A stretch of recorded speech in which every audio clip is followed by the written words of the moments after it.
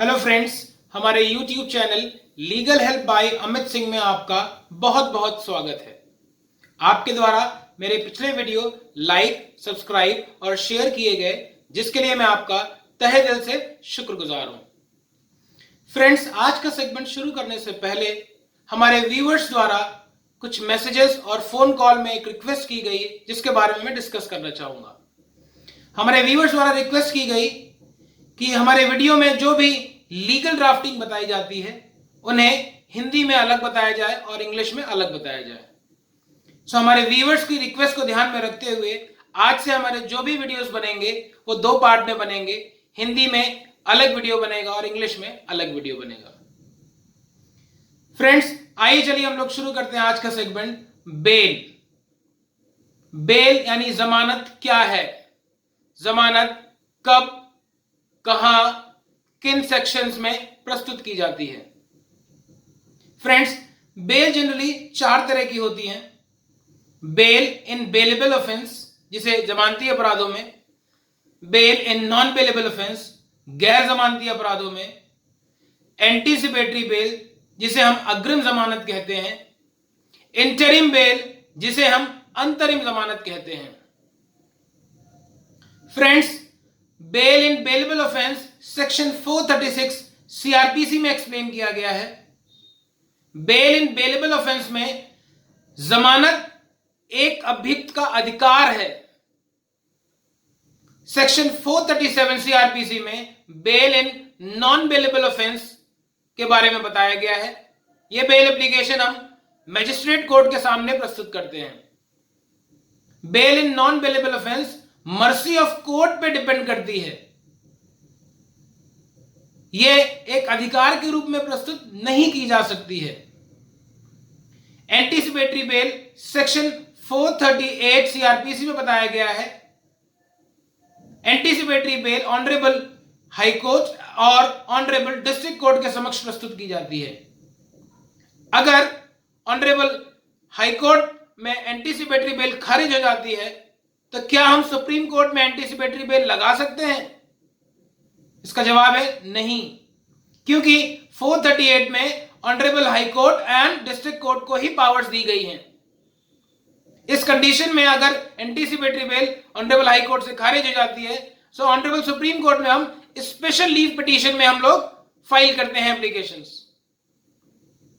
Section 439 में bail in non bailable offence before district court and high court के बारे में बताया गया है।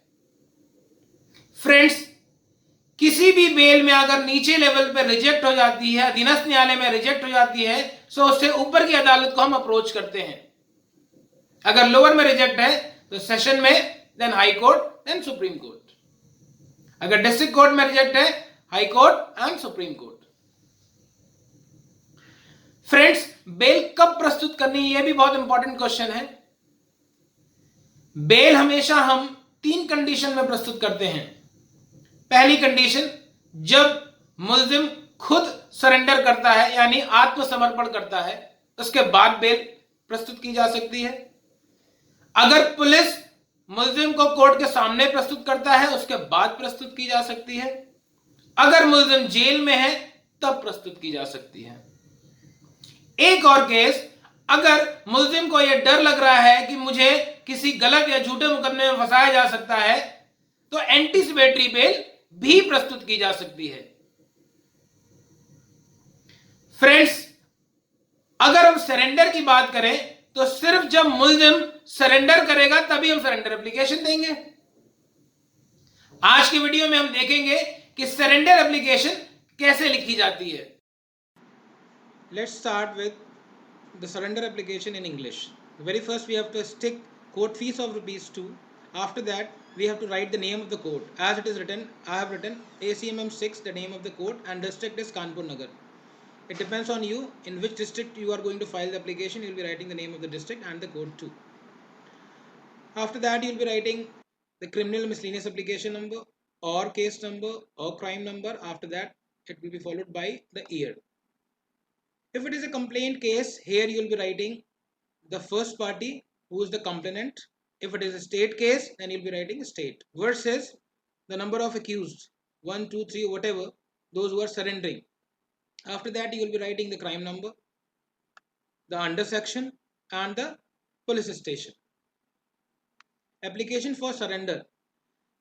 We can surrender in two parts. If it is a bailable offense and surrender is there, then it will be coming under section 436 subclause 1 of CRPC, and if it is a non-bailable offense, it will be coming under 437 subclause 1 of CRPC. As I have mentioned 307, it is a non-bailable offense, so here we will be writing 437 subclause 1 of CRPC.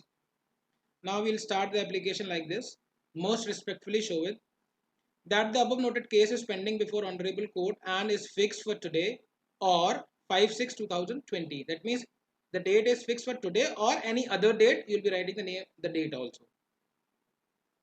After that, the second para will be that the applicant or accused has come to know from his family members is wanted in above noted case / summoned by Honorable Court / could not attend this Honorable Court on previous date of hearing due to misunderstanding of the date.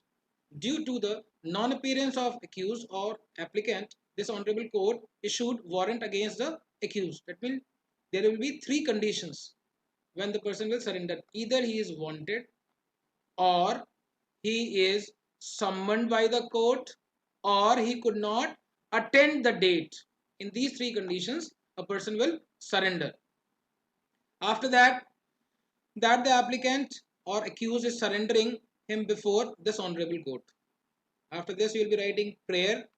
It is therefore most respectfully prayed from the Honorable Court, be pleased to accept the surrender of the accused or applicant in the hands of justice. After that, you will be writing the date, details of accused, sign of advocate, seal of advocate. This will be the surrender application of a person who is wanted, summoned, or could not attend before the Honorable Court. आइए चलिए अब हम लोग चलते हैं आत्मसमर्पण प्रार्थना पत्र हिंदी में। सबसे पहले 2 रुपए का टिकट इसमें लगाएंगे, इसके बाद न्यायालय का नाम लिखेंगे, प्रथम क्रिमिनल प्रार्थना पत्र संख्या, उसके बाद सन, सरकार बनाम है तो सरकार बनाम लिखेंगे। अगर ये कोई कंप्लेंट या परिवाद है तो इसमें जो वादी मुकदमा है या परिवादी है उसका नाम लिखेंगे, बनाम मुलजिमों के नाम लिख देंगे, 1, 2, 3 जितने भी होंगे। इसके बाद मुकदमा अपराध संख्या, अंतर्गत धारा, थाना, ये चीजें बहुत मैंडेटरी रहेंगी लिखने के लिए। आत्मसमर्पण प्रार्थना पत्र अंतर्गत धारा 436(1), दैट मीन्स अगर बेलेबल ऑफेंस जमानती अपराध होगा तो 436(1) में सरेंडर एप्लीकेशन दी जाएगी। अगर गैर जमानती अपराध है तो 437(1) दंड प्रक्रिया संहिता में दी जाएगी। आइए चलिए आगे देखते हैं हम लोग। श्रीमान जी, सविनय निवेदन है कि उक्त वाद परिवाद मुकदमे में आज की तारीख नियत है या फिर कोई और डेट फिक्स है। प्रार्थी को अपने रिश्तेदारों, करीबी पारिवारिक जनों द्वारा यह पता चला है कि प्रार्थी उक्त मुकदमे में वांछित है, वांटेड है, माननीय न्यायालय द्वारा तलब किया गया है, प्रार्थी के विरुद्ध माननीय न्यायालय द्वारा वारंट जारी किया गया है, मुकदमे में न प्रस्तुत होने के कारण पिछली तारीख में न्यायालय द्वारा वारंट जारी कर दिया गया है। प्रार्थी अपना आत्मसमर्पण माननीय न्यायालय के समक्ष प्रस्तुत कर रहा है। इसके बाद आप प्रार्थना लिख देंगे। अतः श्रीमान जी, या माननीय न्यायालय से करबद्ध या विनम्र प्रार्थना है कि न्याय हित में प्रार्थी का आत्मसमर्पण स्वीकार करने की कृपा करें, महान दया होगी। इसके बाद आप सेम डेट लिख देंगे, मुलजिम की पूरी डिटेल लिख देंगे, 1 है तो 1 की डिटेल, 2 है तो 2 की डिटेल। इसके बाद द्वारा अधिवक्ता का नाम, हस्ताक्षर और उनकी सील। तो ये था आपका आत्मसमर्पण प्रार्थना पत्र हिंदी में। फ्रेंड्स, आज आपने देखा कि जमानत या बेल क्या है, किस प्रकार हम आत्मसमर्पण प्रार्थना पत्र या सरेंडर एप्लीकेशन हिंदी या इंग्लिश में लिखते हैं। अगर आपको मेरा वीडियो पसंद आया और आप चाहते हैं भविष्य में मैं इसी प्रकार के नॉलेजफुल वीडियोस बनाता रहूं, so please like, watch and subscribe my video channel legal help by Amit Singh. Thanks a lot.